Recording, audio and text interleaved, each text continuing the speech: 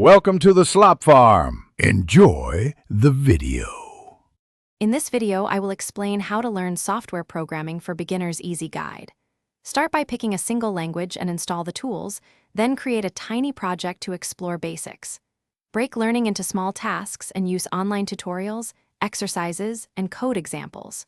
Practice debugging, read others' code, and join a community for feedback.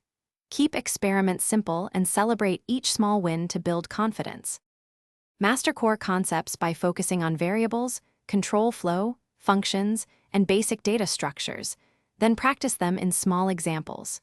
Use a simple editor and run code frequently to see results and catch bugs early. Learn to read error messages and use print statements or a debugger to trace behavior. Combine concepts into mini projects that solve real problems to reinforce learning and build a practical portfolio. In this video, I will explain how to learn software programming for beginners easy guide. Quick recommendation: stay hydrated during long study sessions with a reliable water bottle like the Owala you saw earlier. It keeps you focused and happy. If you find this helpful, please subscribe and like, and check the description for the product link and other deals. Thanks for the support. Now let's get back to the video.